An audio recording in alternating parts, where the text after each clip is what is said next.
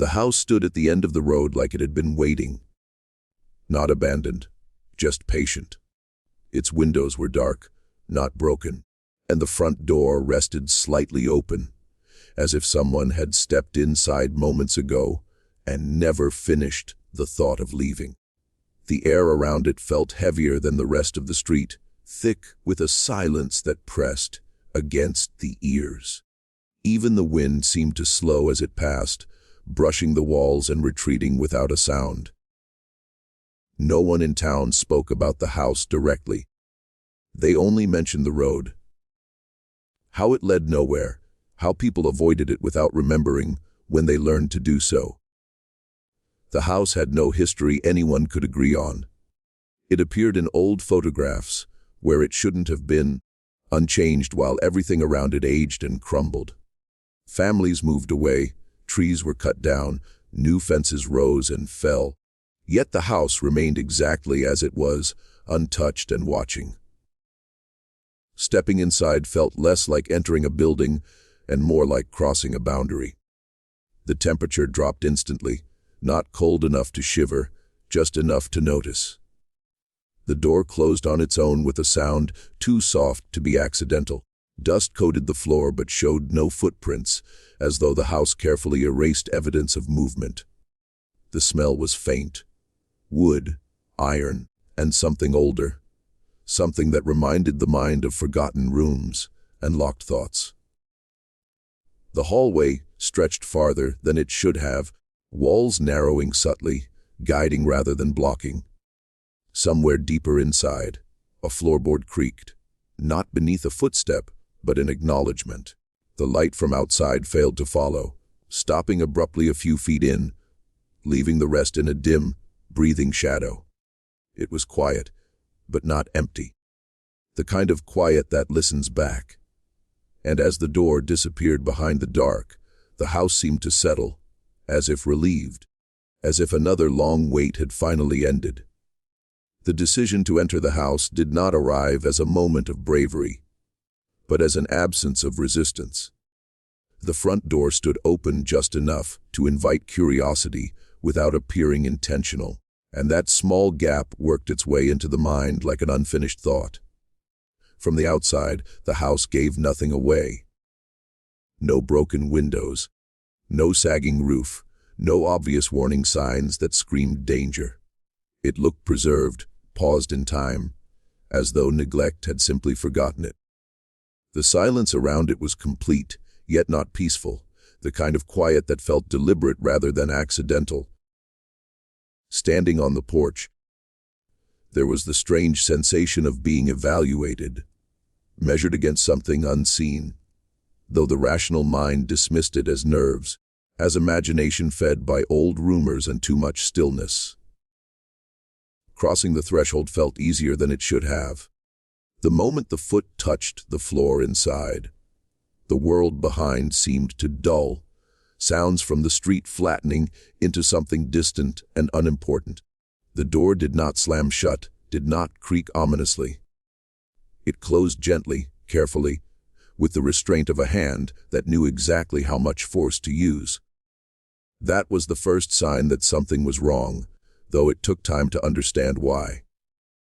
Abandoned houses were supposed to echo, to groan, to protest intrusion. This one accepted it. The air inside was cooler, but not stale, carrying a faint smell that was neither rot nor dust, but something closer to old rain trapped in wood. The entryway was narrow, walls close enough to be noticeable without being claustrophobic.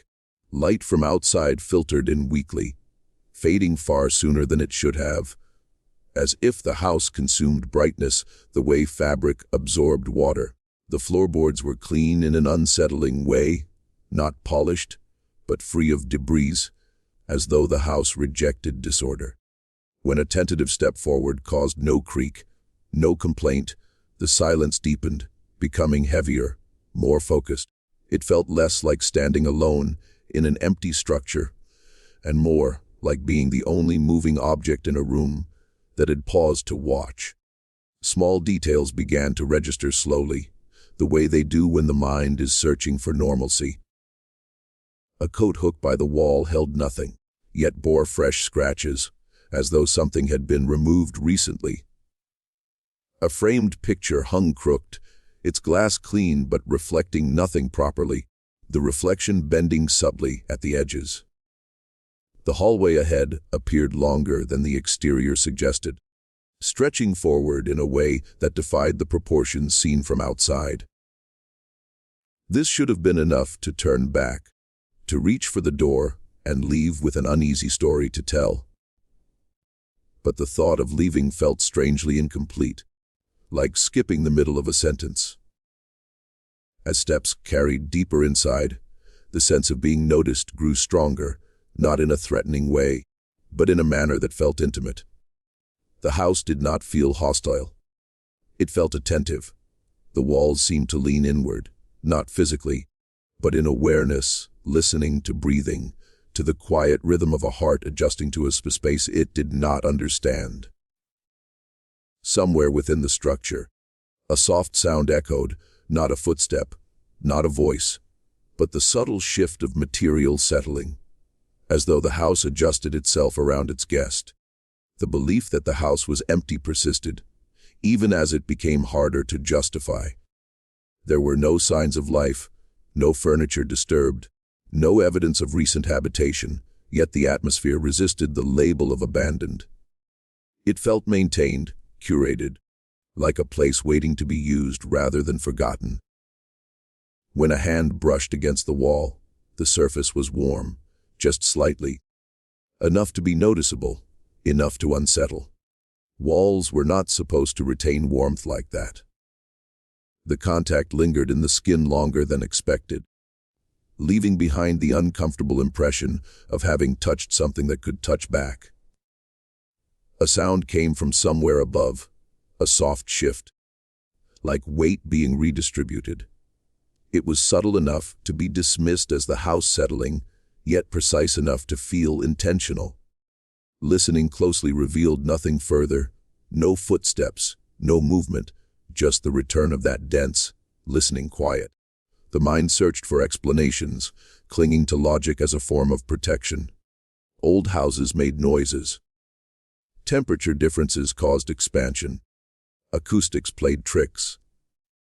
Each explanation felt thinner than the last, unraveling under the weight of the growing certainty that something was wrong. Not violently wrong, but profoundly misaligned. The realization did not arrive all at once. It emerged gradually, slipping between thoughts, difficult to pin down. The house was not reacting to intrusion. It was responding. Every step forward seemed anticipated. Every pause matched with a subtle change in the air. The acoustics, the pressure of silence. The space did not feel static. It felt engaged. Turning around to glance back at the entryway revealed the hallway behind, looked narrower than before. The door farther away, its outline softened by shadow. In that moment, the understanding surfaced, quiet and unwelcome. The house was not simply a place entered by mistake. It was a presence that had registered arrival, acknowledged it, and adjusted accordingly. Whatever emptiness was expected did not exist here. The house was aware, not in a human way, not with thoughts or intentions that could be understood, but with a recognition that something new had crossed its boundary. The belief that it was empty dissolved completely, replaced by the far more unsettling truth that it was occupied by something that did not need a body, something that did not hide, something that had been waiting and now no longer had to wait. Time did not stop all at once. It frayed.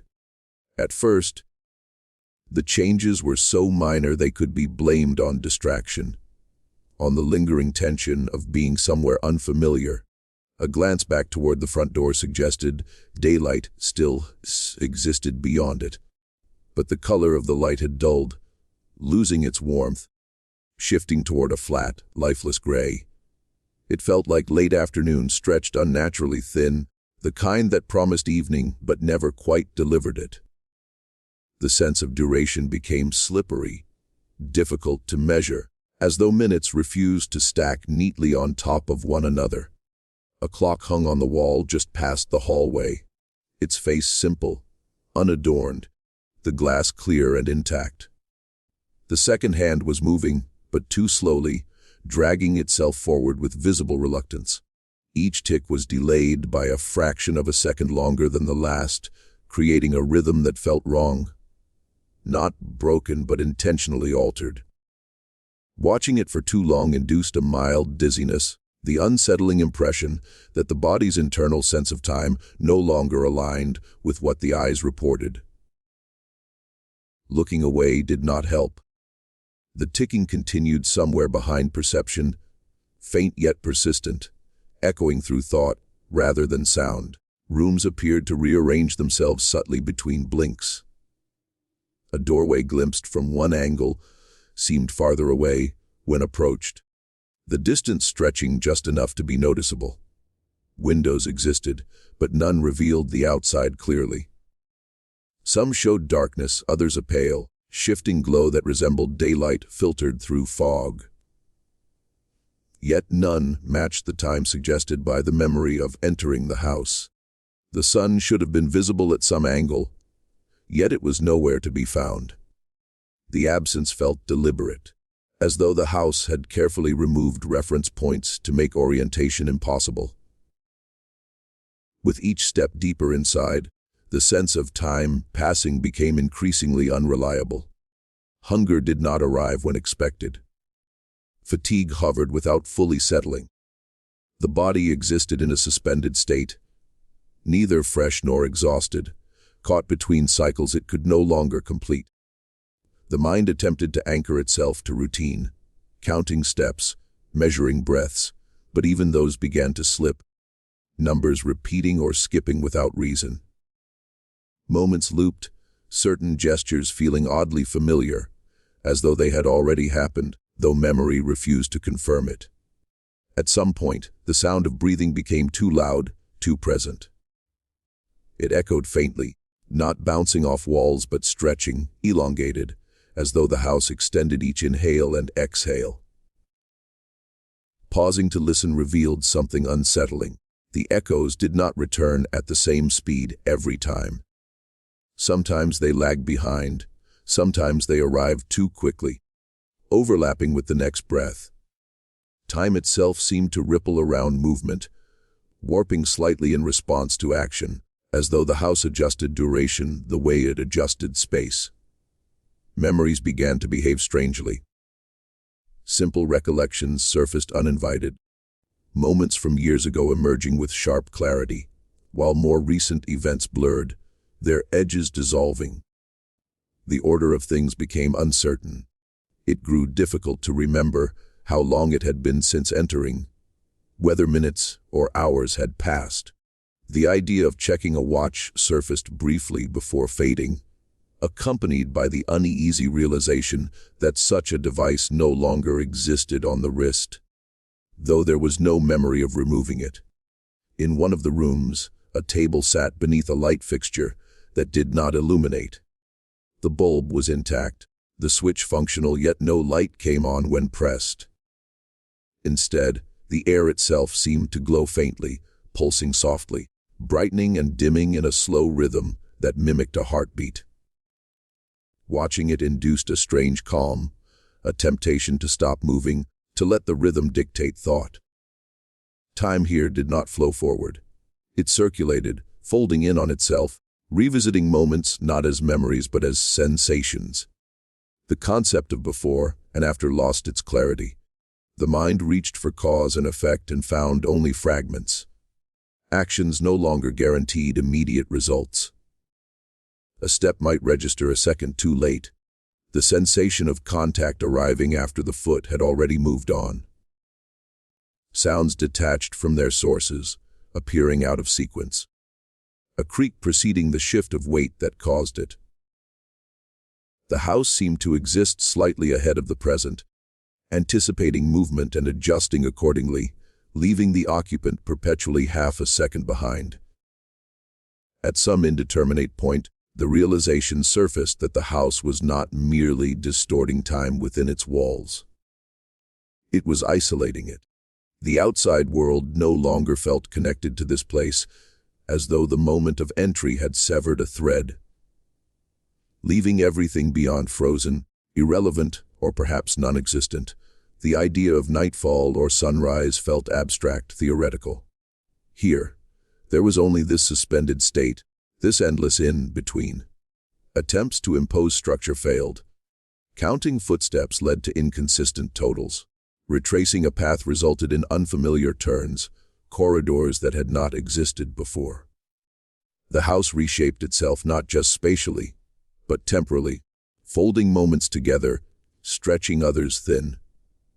The longer one remained inside, the harder it became to remember what normal time felt like, what it meant for moments to progress naturally. Gradually, the most unsettling change took hold. The distortion began to feel intentional, purposeful. Time was not broken here. It was curated. The house controlled pacing the way a storyteller controlled suspense, slowing certain moments to force awareness, rushing others to prevent reflection. There was no longer a sense of moving through time. Instead, time moved around the house, bending to its will, leaving its guests suspended in a continuous present that neither advanced nor ended. Voices began softly at first, almost imperceptibly, like wind brushing through distant trees or the faint hum of a forgotten melody. The sound did not carry with any clear direction, not from walls, floors, or ceilings, yet it existed in the room as tangibly as air itself. The first time it registered consciously, it was a whisper, almost a fragment of a word, more suggestion than speech, a syllable curling around the edges of thought and fading before the mind could seize it. At first, the mind tried to rationalize it, dismissing it as imagination, stress, or the echo of one's own internal dialogue. But it returned, subtly, repeatedly, threading itself into silence until it could no longer be ignored. There was a quality to the voices that was distinctly personal, terrifyingly invertimate, as though they had been harvested from memory rather than created anew. They did not speak of the house or of the building, nor did they warn or threaten in any straightforward sense. Instead, they uttered fragments of things that should have been private, an argument long buried, a secret mistake, a word that had been spoken once and immediately regretted. Each word, each inflection, resonated with a familiarity that made the walls of the house feel like extensions of thought. Rather than mere architecture, the sound existed both everywhere and nowhere, curling around corners, seeming to hover behind closed doors, and sometimes, impossibly, from directly within the skull itself, making it impossible to distinguish between external and internal sources. The voices did not speak in sentences. They murmured names, half-phrases, memories unclaimed, like a language known only to the one listening. They mentioned things that had never been spoken aloud, things the mind thought were entirely private. A laugh from childhood, a phrase of anger, a confession whispered in the dark, each resurfaced without context, devoid of clarity yet unmistakably one's own. The effect was subtle at first. A shiver of recognition, a pause in movement, the sensation of being caught unprepared. But the repetition intensified, creating the creeping sense that the house did not merely observe, but remembered. Storing pieces of thought, replaying them carefully, tailoring them to provoke attention. As the hours, or what felt like hours, passed, the voices began to layer. A phrase from childhood would be interrupted by the echo of something said yesterday, or a reprimand from a parent long absent, or a question once posed by a friend whose face had faded from memory. The overlapping quality of the speech made it impossible to focus on any single line. Every attempt to isolate a sound failed. Each word carried a shadow of another. The mind strained to discern meaning, to grasp the origin, but the effort was always one step behind. It was impossible to determine whether the voices were entirely outside or drawn from some hidden recess of consciousness, as though the house had learned not just to observe, but to extract and reflect. The uncanny familiarity of the words produced an unsettling sense of intimacy. Nothing else in the house changed, yet the experience transformed the air itself. Walking down a hallway felt like stepping into the memory of another self. Turning a corner brought not a new room, but a memory resurrected, fragmentary yet immediate, often accompanied by a voice repeating a name or phrase that had been long buried. Even silence could not shield the mind, because in these moments, the voice seemed to emanate from within, inseparable from thought. Panic became a quiet companion, but not in the form of fear for safety. It was the panic of exposure, of realization, of recognition that the house had access to hidden corners of the psyche. Occasionally, the whispers aligned into words that were comprehensible, short sentences that invoked guilt, longing, or shame. The effect was like stepping into a hall of mirrors, made from memory, reflections bending toward the observer with alarming precision. Each phrase was chosen, calibrated, so that it pressed against nerves and thoughts most sensitive, exposing truths one had only glimpsed in fleeting honesty. The voices were not loud. They did not shout. They did not demand. They insinuated themselves, slipping into the crevices of awareness, making the walls themselves feel like instruments of recollection. A casual observer, had one existed, would have noticed nothing remarkable. But inside, each whispered fragment tightened around the mind like a slow coil, insistent, intimate, inescapable. Attempts to escape or to silence the voices were futile. Covering the ears, closing the eyes, walking rapidly. None of these actions provided relief. The sounds were no longer a feature of space. They had become a feature of consciousness. The mind tried to retreat, to shut the door against memory and sound, but the house countered every effort. A childhood quarrel erupted in a whisper. A secret betrayal replayed itself, half-remembered laughter edged with accusation. Every step forward seemed to elicit a response, every pause rewarded with a faint but unmistakable echo of the past. The more the protagonist resisted, the more precise and detailed the whispers became, revealing corners of the mind that had never been verbalized, that had existed only as fleeting, unexamined thoughts. The effect was cumulative. At first, it was curiosity tinged with unease, then fascination with the thrill of recognition, then creeping dread as the voice revealed not just past mistakes but hidden fears. With each layer of sound, the house seemed to breathe with a consciousness that mirrored the occupant's own, reflecting not just memory but personality, character, and insecurity.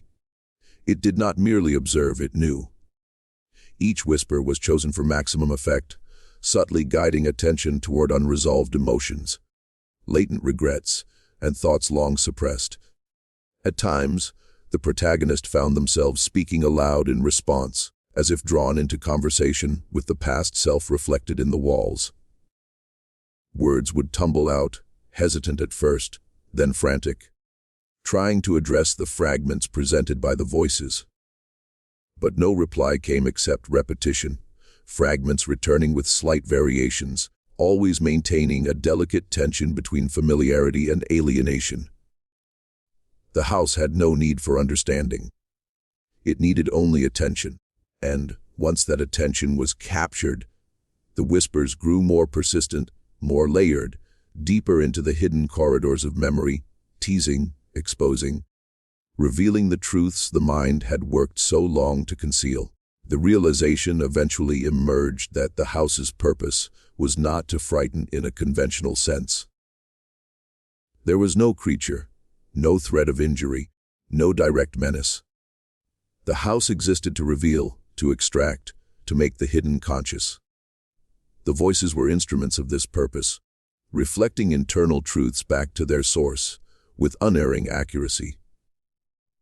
The more the protagonist resisted, the more the whispers sharpened, drawing out detail, memory, and emotion, until the very act of listening became an act of surrender. The house's awareness had transcended observation. It had become interaction, engagement, and control, and the walls themselves seemed to pulse with the echo of thought, as though every word uttered by the past self could be recalled and repurposed in the present environment, shaping perception and consciousness simultaneously. By the time the effect became undeniable, the voices had fully established their presence, saturating silence with fragments of memory and guilt, desire and regret. There was no hiding, no ignoring, no pausing of perception that could halt the whispers. The house had succeeded not by force, but by subtlety, by weaving together what the mind had tried to conceal and what the walls themselves had recorded, creating an experience of personal revelation so intimate, so invasive, that the occupant understood that time, space, and memory were no longer entirely their own, but shared with a presence that could listen, remember, and speak back in a language composed of the self itself. The realization that escape was impossible came slowly, creeping in like the low pressure of a storm pressing against the chest. At first, the hallways seemed ordinary, slightly distorted perhaps, longer than expected, with shadows stretching in ways that didn't make sense. Doors were there, functional in appearance, with knobs that turned smoothly, yet opening one never led outside. A door that should have led to the front porch revealed only another hallway, narrower, dimmer, as if the house had swallowed the exit whole. The mind tried to reason it away. Perhaps there was another door, another staircase, some hidden path not immediately visible. The house seemed patient with this rationalization, offering corridors that promised freedom, only to twist them into impossibility with subtle, unnoticeable shifts. As the protagonist moved forward, retracing steps became impossible.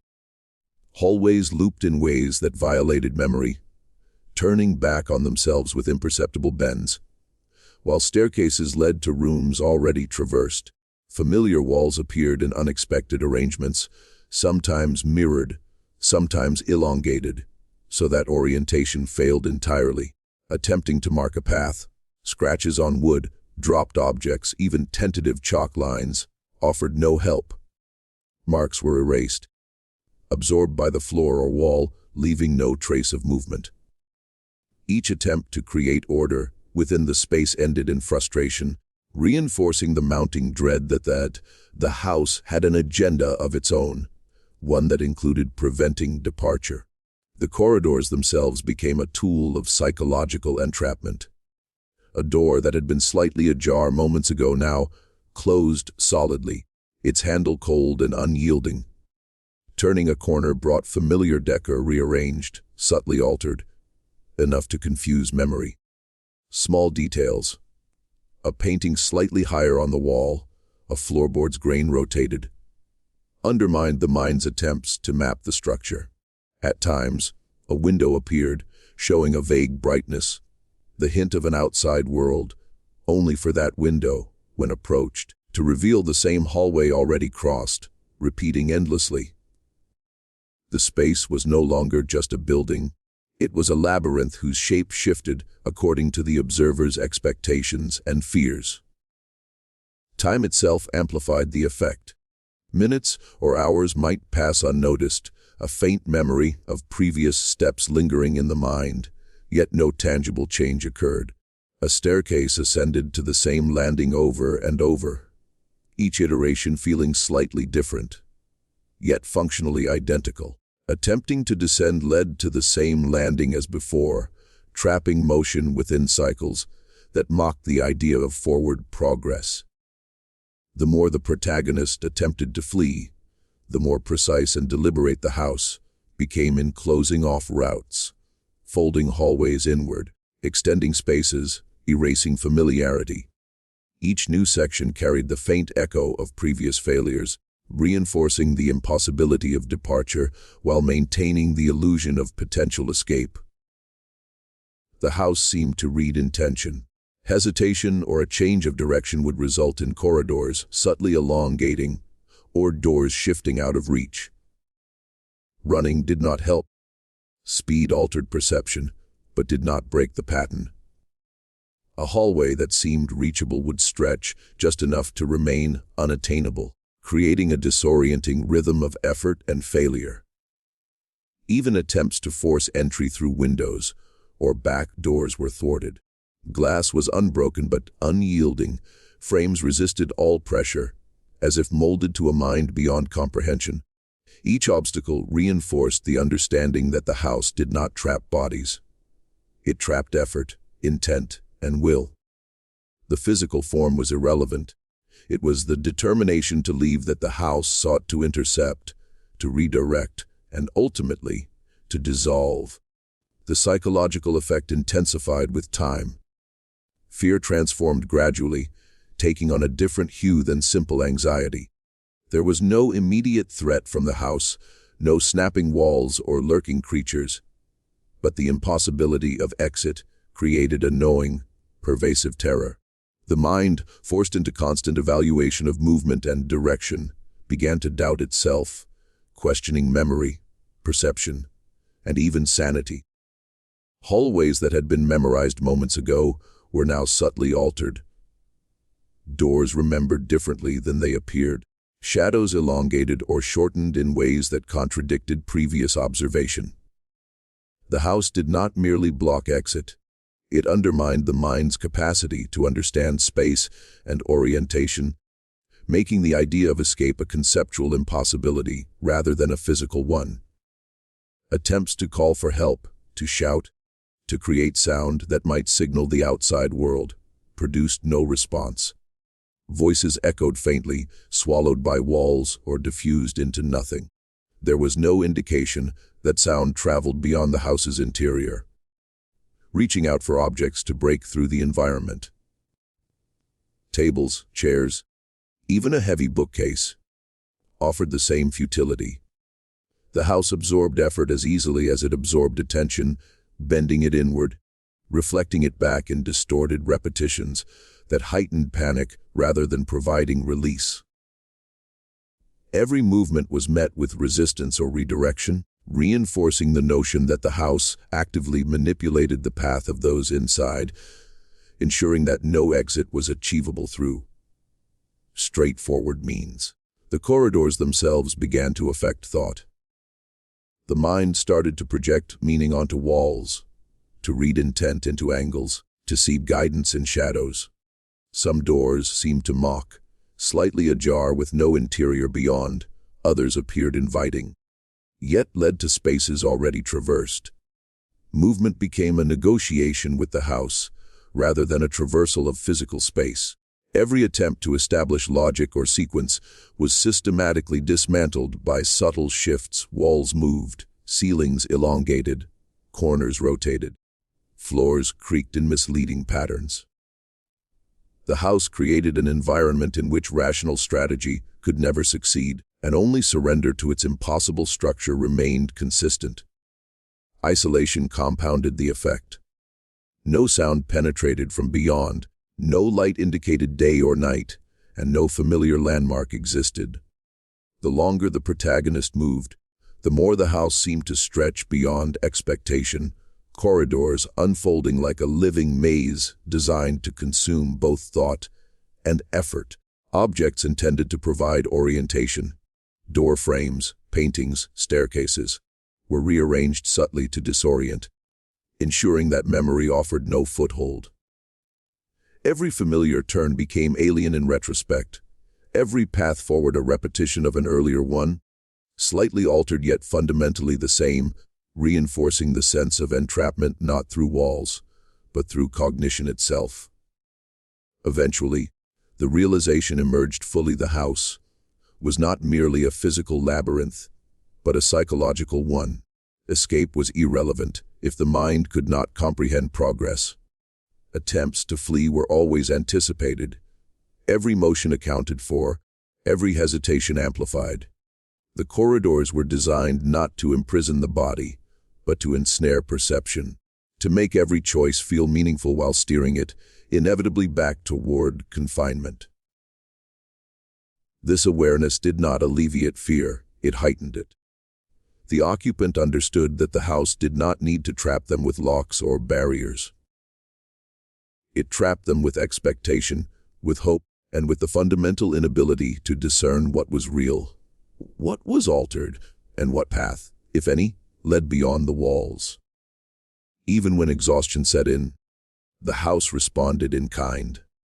Fatigue dulled the body, but sharpened awareness of displacement. A resting pause resulted in a corridor stretching imperceptibly, ceilings lowering subtly, shadows bending to emphasize distance.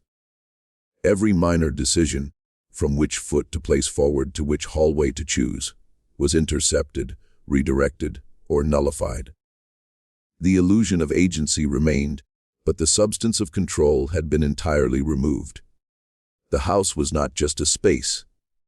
It was a system of manipulation, an entity that preserved and recalibrated itself according to the occupant's attempts at movement, ensuring that while the body remained, the mind was continuously tested, reshaped, and rendered incapable of achieving escape through normal means.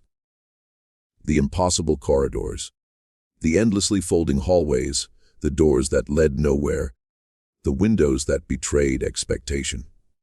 All these combined to create an environment where leaving was a conceptual impossibility. It was not a trap of walls and locks, but a trap of effort, orientation, and perception. Every movement, every attempt to retrace steps or flee, was anticipated, countered, and absorbed into the structure's design, leaving the occupant caught in a labyrinth that existed simultaneously in space, mind, and will. The final revelation came not as a sudden shock, but as a creeping understanding that settled over the mind like frost on glass. The house, the corridors, the distorted time, and the whispering voices, all of it, was not about physical confinement. That truth had been hiding in plain sight, masked by the more tangible elements of fear and disorientation. Walls could shift, doors could vanish, hallways could stretch into infinity, yet those were merely instruments, not the core of the house's power. The house did not need to lock the body to trap its occupants.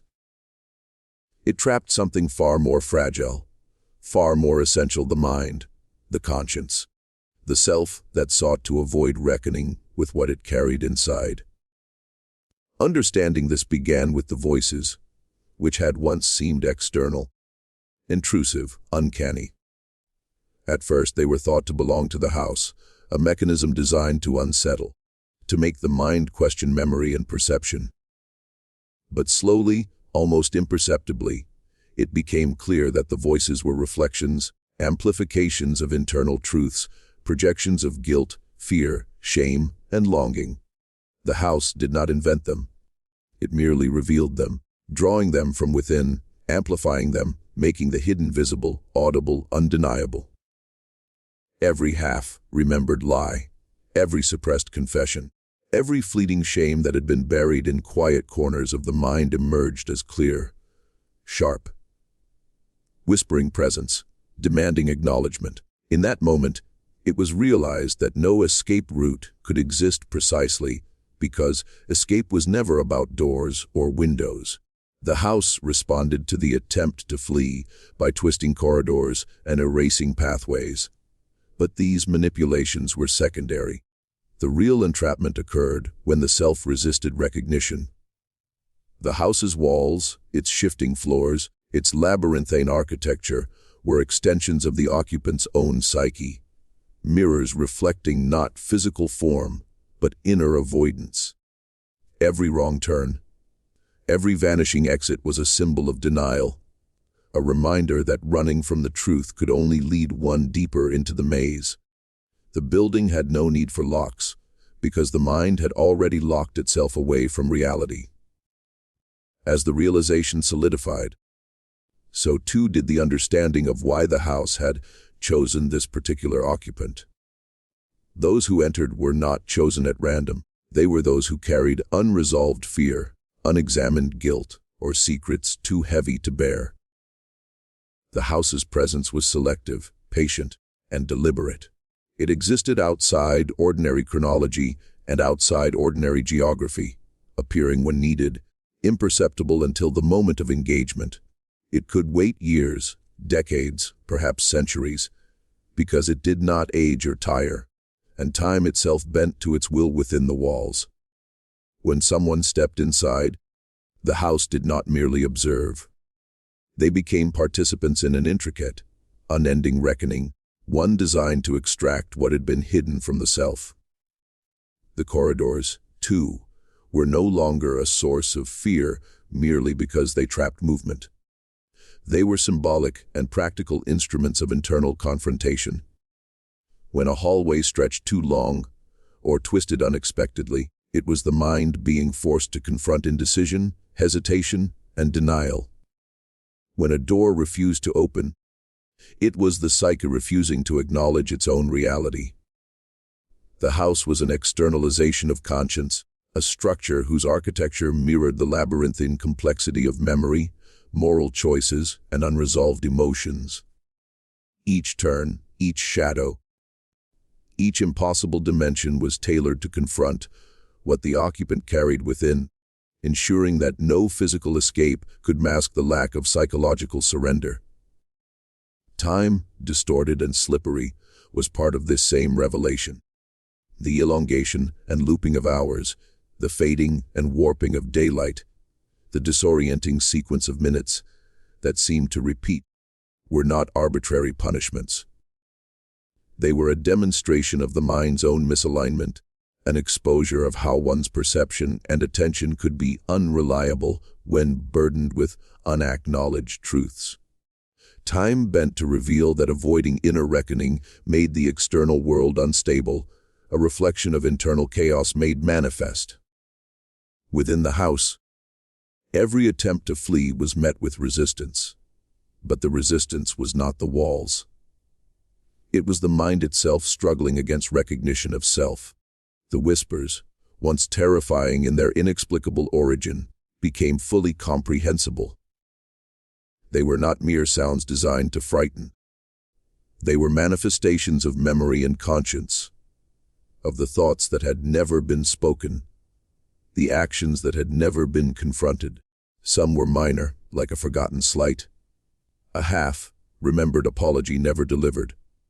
Others were far more serious, a betrayal concealed, a guilt too heavy to voice, a grief ignored. The house did not fabricate these. It drew them from the occupant, weaving them into an audible, persistent presence. Listening became unavoidable, comprehension unavoidable, and acknowledgement inevitable. The self, in attempting to flee the external structure, was confronted by the immovable architecture of its own conscience. There was a moment when the occupant understood that fear of the house had been misdirected. Physical threat was minimal. There were no predators, no falling beams, no fire or flood. The real terror came from the recognition that every step forward through hallways, every attempt to open doors or escape corridors, was a movement toward unavoidable confrontation with one's own inner reality. The house merely facilitated this confrontation, ensuring that the mind could not distract itself, could not deceive itself, could not hide from truths it had long avoided. It was patient, infinitely patient, persistent, but not cruel in the sense of malice. Its purpose was precision, reflection, exposure.